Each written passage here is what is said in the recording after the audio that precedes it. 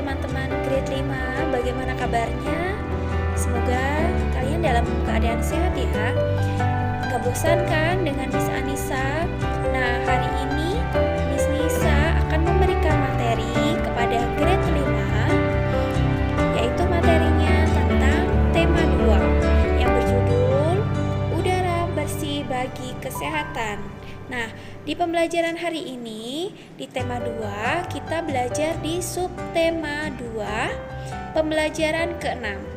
Nah, sebelum kalian membuka materi hari ini, silakan mempersiapkan buku tematik 5B dan buku tulis kalian apabila kalian nanti mencatat hal-hal yang penting.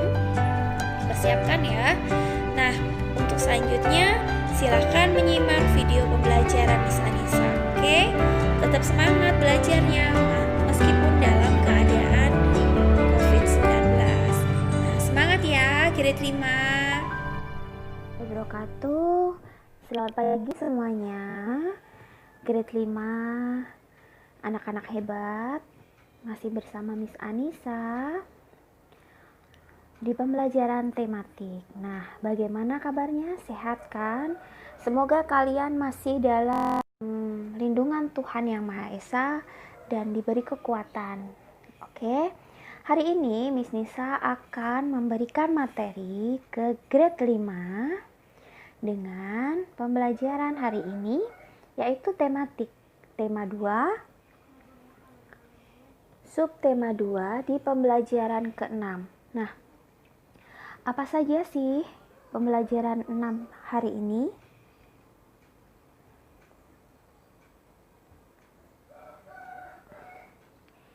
Tujuan pembelajarannya yaitu supaya siswa dapat, untuk yang PKN, siswa dapat menjelaskan penerapan hak, kewajiban, dan tanggung jawab. Nah, untuk bahasa Indonesianya kita nanti belajar tentang penggunaan kosakata baku. Nah, kalau untuk SPDP-nya kita nanti belajar tentang persiapan pementasan tari. Sudah siap untuk belajar hari ini teman-teman grade 5? Oke, kita mulai ya teman-teman. Nah, kita sekarang berdiskusi ya teman-teman. Di halaman tentang pembelajaran ke-6, kita akan belajar tentang kewajiban musyawarah di lingkungan. Contohnya yang pertama yaitu dengan cara menghargai pendapat orang lain.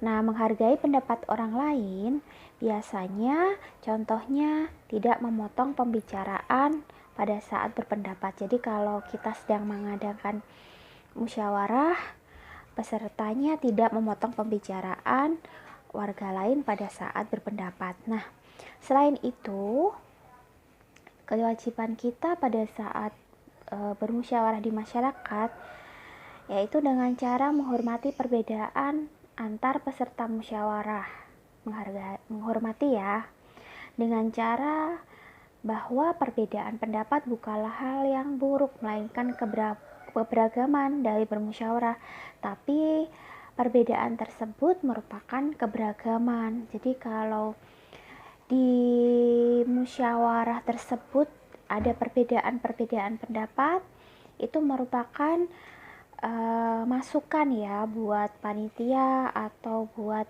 peserta musyawarah. Nah, selain itu, pada saat bermusyawarah kita sebaiknya mengangkat tangan sebelum berbicara.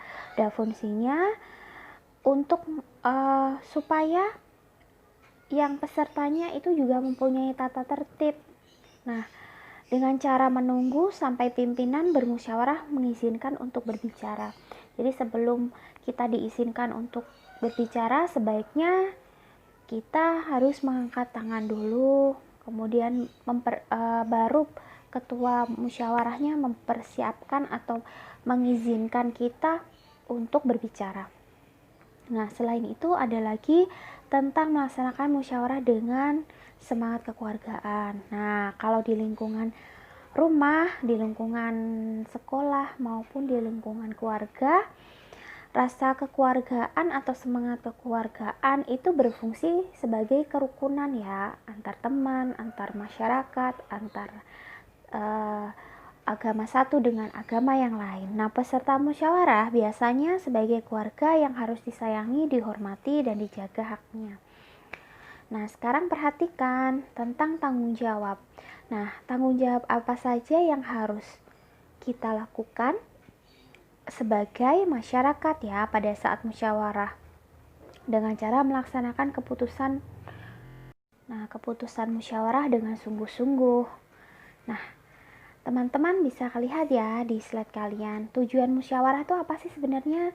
Tujuan musyawarah yaitu mencapai keputusan yang telah disepakati bersama. Jadi apabila keputusannya tidak disepakati, maka musyawarah itu belum dinamakan kata sepakat. Nah, selain itu, tanggung jawab kita yaitu mentaati tata tertib musyawarah. Nah, fungsinya para peserta bertanggung jawab mentaati seluruh tata tertib, maka kepentingan bersama dapat terpenuhi. Jadi kalau kita mentaati tata tertib, otomatis kepentingannya bersama dapat dipenuhi. Nah, menghasilkan hasil keputusan musyawarah, menghargai hasil keputusan musyawarah. Nah, menghargai dengan cara keputusan musyawarah dihasilkan dengan berbagai pertimbangan. Jadi ada pendapat, ada saran, kemudian dihasilkan suatu keputusan oleh semua peserta musyawarah. Nah, selain tanggung jawab, kita belajar juga tentang hak. Pada saat musyawarah, apa saja haknya? Yaitu menyampaikan pendapat atau saran. Pendapat tersebut sebaiknya disampaikan dengan bahasa yang santun. Bahasa yang santun bagaimana? Bahasa yang menggunakan komunikasi secara baik, tidak menyinggung perasaan orang lain. Nah, memberikan kritik terhadap keputusan musyawarah. Nah, apa sih yang harus dilakukan? Yaitu menyampaikan kritik sebaiknya disampaikan dengan alasan. Jadi kalau kita akan mengkritik hasil musyawarah, harus ada alasan kenapa tidak menyetujui keputusan tersebut. Nah, selanjutnya memperoleh hak yang sama dengan peserta lain. Jadi peserta musyawarah itu mempunyai hak yang sama dalam menyampaikan pendapat dan saran.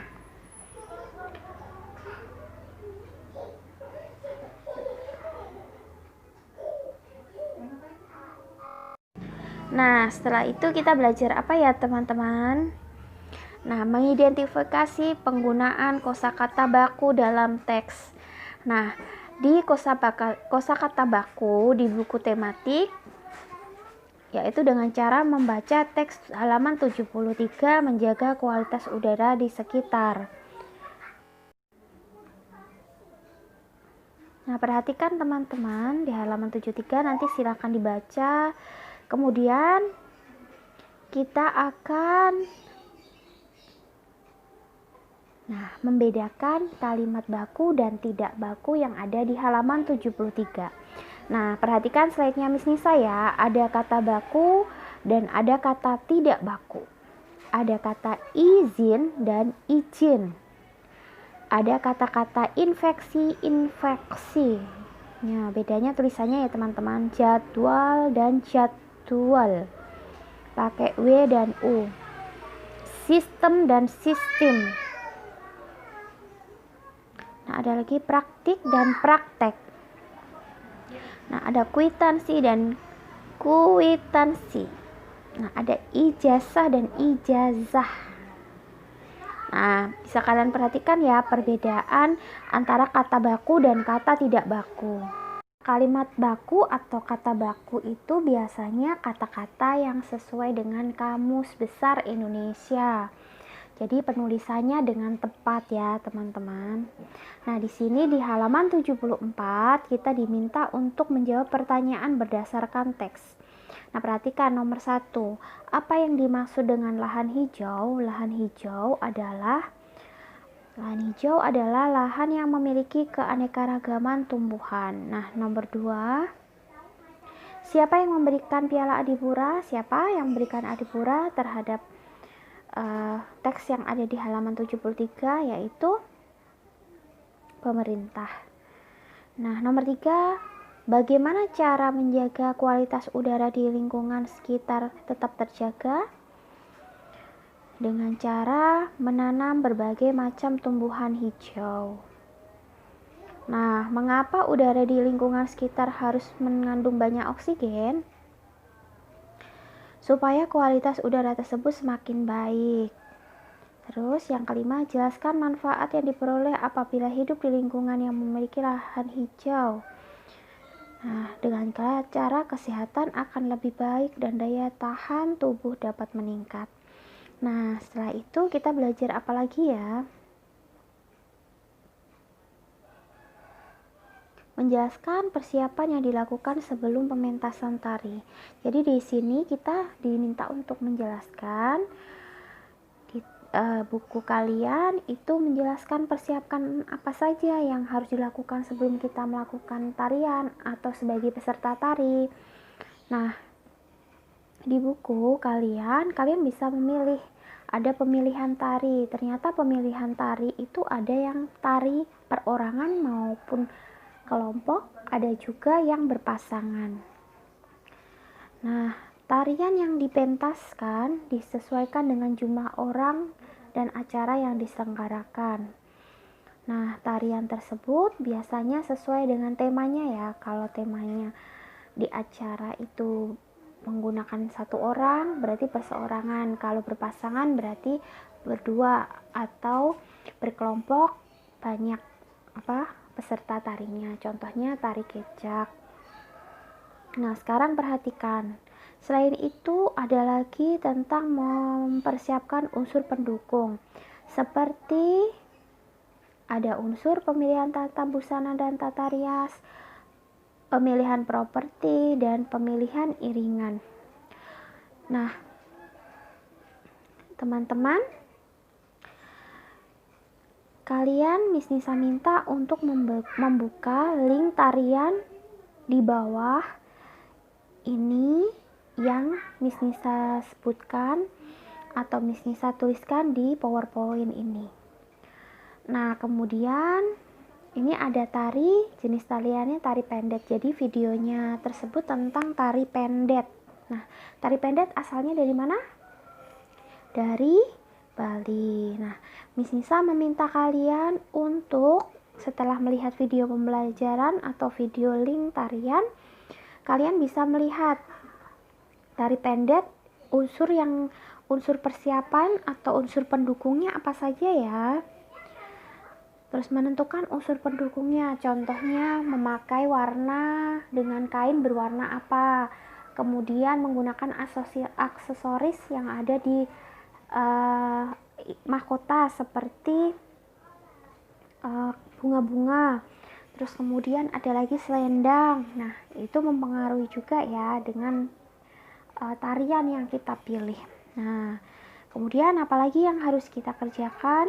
Nah, kalian diminta untuk mengerjakan latihan soal. Nah, nanti kita bahas bersama-sama. Nah, oke, semoga pembelajaran hari ini bermanfaat ya teman-teman.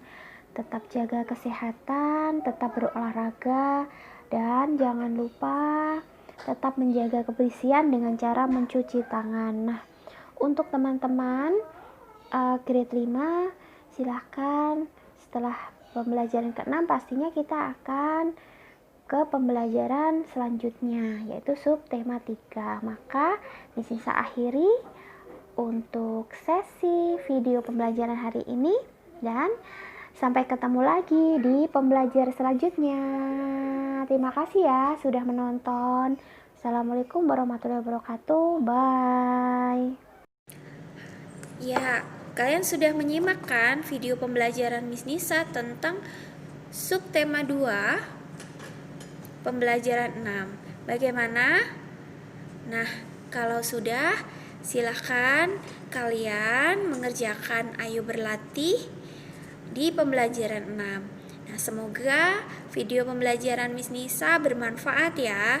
Jangan lupa tetap semangat meskipun dalam keadaan COVID-19 tidak melunturkan kalian untuk tetap belajar dan semangat dan sehat selalu. Assalamualaikum, sampai bertemu di pembelajaran 6 subtema 3 ya teman-teman. Dah, assalamualaikum.